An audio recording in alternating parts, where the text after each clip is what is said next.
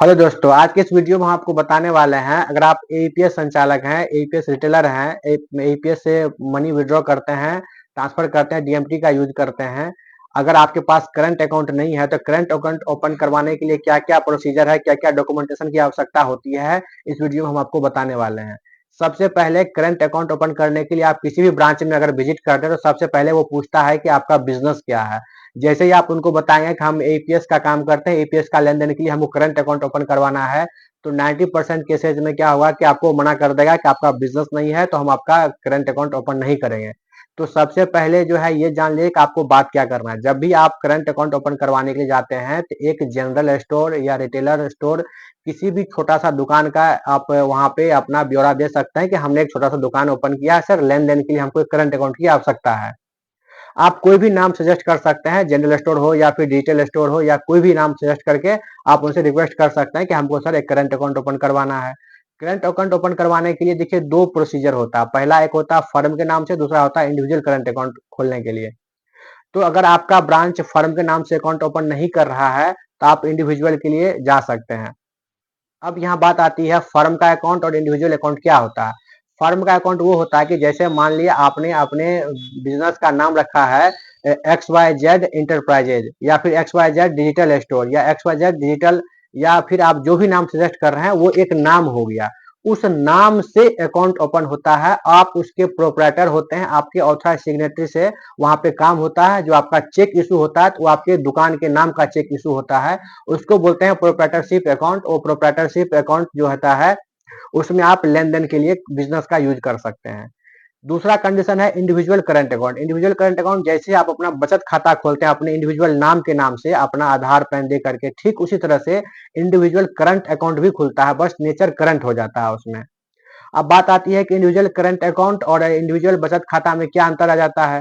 Individual current account में ये होता है कि आप उस खाता में लेन देन के लिए कोई सीमा नहीं होती है, आप करोड़ों का रुपए का टर्नओवर कर सकते हैं। साल में रिटर्न फाइल करना होगा, जो आपका टैक्स अमाउंट बनेगा आपके इनकम के अकॉर्डिंग आपको पे कर देना होता है। उसमें कोई बड़ी बात नहीं आता है, आईटीआर फाइल करना इजी होता है। लेटर ऑन वीडियो में हम ये भी बताएंगे। और आप मेरे चैनल पर अभी तक नए आए हैं और वीडियो को यहाँ तक देख लिया है, मतलब आप इंटरेस्टेड हैं, हमारे चैनल को सब्सक्राइब कीजिए, वीडियो को लाइक कर दीजिए। अब आगे बात करते हैं बचत खाता की। अंतर क्या होता है करंट, इंडिविजुअल करंट और बचत खाता में। करंट अकाउंट में जो भी पैसा आप रखते हैं 10 20 25 50, अगर आपके 1000 आपके अकाउंट में है या लाख रुपए अकाउंट में है, आपको 0 रुपया इंटरेस्ट मिलता है, उसमें कोई इंटरेस्ट नहीं मिलता। कारण क्या है कि वो करंट डिमांड अकाउंट है, आपको कभी भी बैंक से उतना पैसा विड्रॉ करने की कैपेसिटी रखते हैं। बचत खाता में क्या होता है कि बैंक को पता है कि इसने 25 50 हजार 20 हजार 10 हजार रखा है, बचत के लिए रखा है, हो सकता है कि इसको आवश्यकता पड़ने पर निकाल सकता है, पर ये नहीं है ये इंस्टेंट निकाल सकता है। इसलिए बचत खाते में वो ब्याज प्रोवाइड करती है पर करंट अकाउंट में प्रोवाइड नहीं करती है, क्योंकि उसको पता है ये बिजनेस का पैसा जैसे आया है वापस उसी हाथ से जिसको जाना वहां ट्रांसफर हो जाएगा, उसमें आपको जो है इंटरेस्ट प्रोवाइड नहीं करता है। ये तो बेसिक डिफरेंस हो गया करंट अकाउंट और जो है सो इंडिविजुअल करंट अकाउंट और इंडिविजुअल सेविंग अकाउंट। अब आपको प्रीफर क्या करना है, अगर बैंक इंडिविजुअल करंट अकाउंट खोल दे रहा है इजीली तो आप उससे काम कर सकते हैं, अन्यथा प्रोप्राइटरशिप अकाउंट के लिए जाते हैं तो उसमें आपको आधार पैन के अलावा आपका जीएसटी का रिक्वायरमेंट करेगा। अगर आपके पास में जीएसटी नहीं है तो बहुत सारे बैंक उद्योग आधार से एलिजिबल हो जाते हैं खाता खोलने के लिए। आप सिंपल अपने दुकान के नाम से एक उद्योग आधार रजिस्ट्रेशन कर लीजिए, कहीं भी इजीली बन जाता है। और आपको दिक्कत हो रही है तो यूट्यूब से वीडियो देख के भी आप खुद से भी बना सकते हैं, अगर आप ऑनलाइन से संबंधित काम कर रहे हैं। उद्योग आधार बना लीजिए और उसके बाद आधार पैन लगा करके एक प्रोप्राइटरशिप का मोहर बना लीजिए, आप बैंक जाएंगे आपका करंट अकाउंट इजीली खुल जाएगा। हर बैंक का करंट अकाउंट में मेंटेनेंस करने का अलग अलग चार्जेस होता है। प्रयास करें कि आप नेशनलाइज्ड बैंक में ही करंट अकाउंट ओपन करवाएं रेदर देन की प्राइवेट अकाउंट।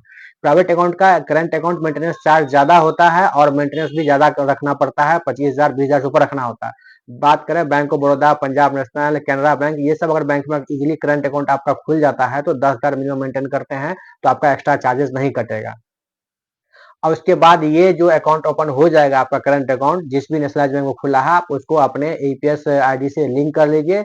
सेटलमेंट अकाउंट का पैसा उस जो है सो अकाउंट में लीजिए और आपको इजीली कैश अवेलेबल होगा, बैंक जाएंगे, बैंक से आप विड्रॉ भी कर पाएंगे।